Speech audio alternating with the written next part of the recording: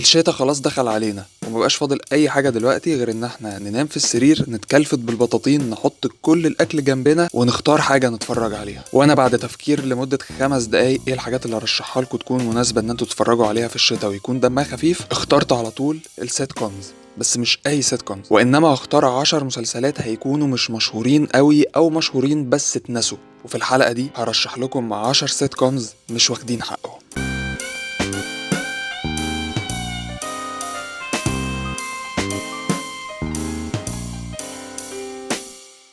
رقم 10، كافيه تشين.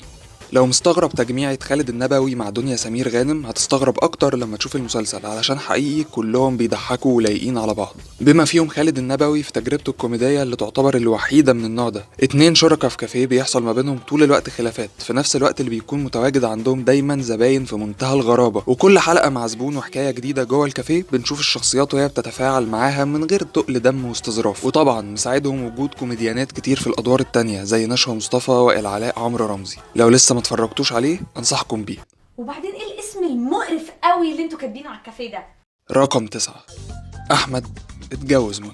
اخر ادوار شاهدنا احمد فلوكس في الكوميديا في ثنائيه غريبه مع انجي المقدم، اللي مفيش حاجه تدل على انهم مع بعض ممكن يقدموا مسلسل كوميدي، الا انه كان لطيف فعلا. المشاكل اليوميه بتاعه الازواج بس متقسمه على شكل سكتشات قصيره كتيره جوه الحلقه، مش زي اي سيت كوم عندنا حدث اساسي وكل حلقه في حدث جديد بيظهر. ده كل فصل في الحلقه في قصه جديده ممكن تلاقيها في اول الحلقه وبينهوها وبيدخلوا على المشكله اللي بعدها او على سكتش جديد جوه الحلقه. ولو بتحب تتفرج على حاجه خفيفه وسريعه وانت بتاكل، مش هتلاقي حاجه ايقاعها اسرع من احمد اتجوز منى علشان تتفرج عليه. الواحد حس انه خلص بسرعه قوي.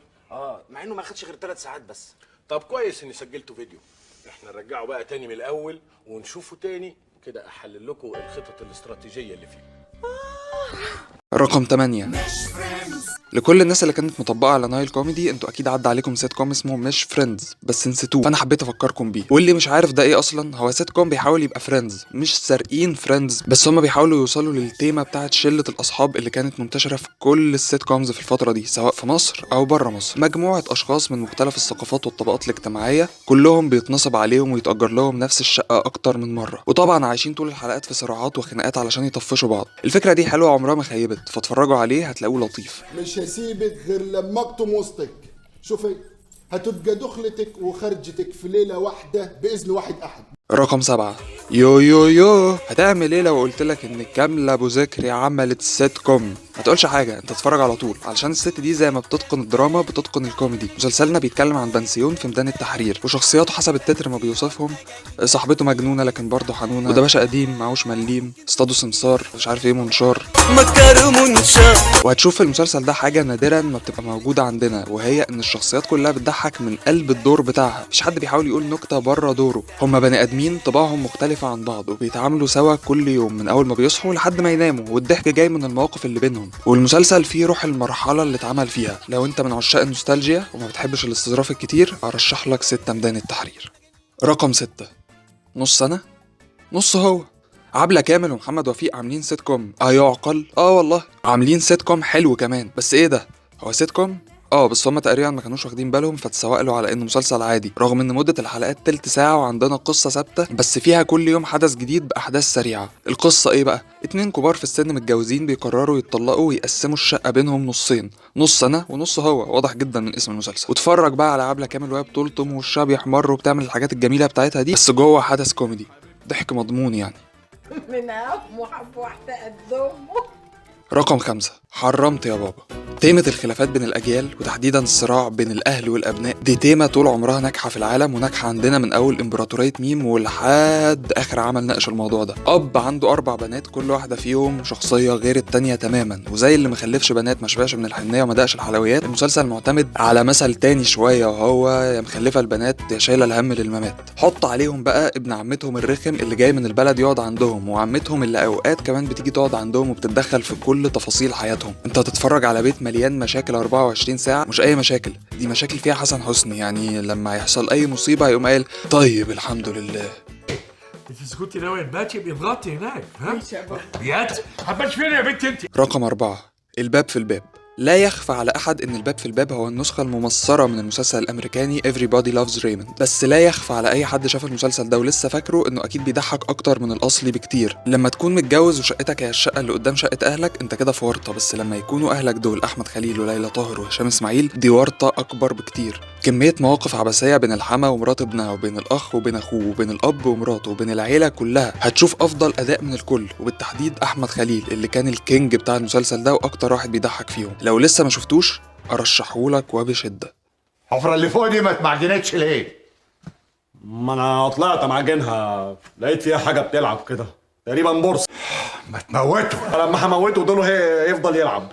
لما ديله يلعب بكلي زيتونة علشان معدتك ما تقلبش عليك يا أشراقة. رقم 3، لسه بدري. عندنا دايما الاهتمام بالادوار بتاع الممثلين الكبار في السن قليل شويه، دايما بتبقى مساحات ادوارهم صغيره وبيجيبوهم معظم الوقت ضيوف شرف او دور هامشي. لسه بدري بقى سيت كوم بالكامل بيخليك تعيش في دار رعايه مع 5 شخصيات كلهم فوق ال70 وتشوف حياتهم وتعرف هما بيفكروا ازاي وايه مشاكلهم، بس كل ده بشكل فيه ميكس ممتاز بين الكوميديا واللي مش هقدر اقول قوي انها دراما ولكنها حاجه لطيفه كده من اللي تخليك تضحك وانت بتتفرج وتقول شوف الجمال والحلاوه. اتمنى نرجع كلنا نتفرج عليه تاني واتمنى اننا ننتج اعمال زيه تاني. فاصل قصير. يا ريت اصحاب السيت كومز ينزلوها على يوتيوب بكواليتي عاليه علشان الناس تعرف تتفرج عليها وعلشان الواحد طلع عينه وهو بيدور على ماتيريال للحلقه دي. يلا.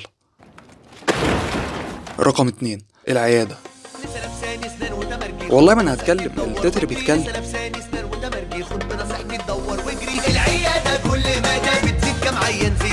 تقريبا دي اكبر حسنه في تاريخ كل ابطال المسلسل ده.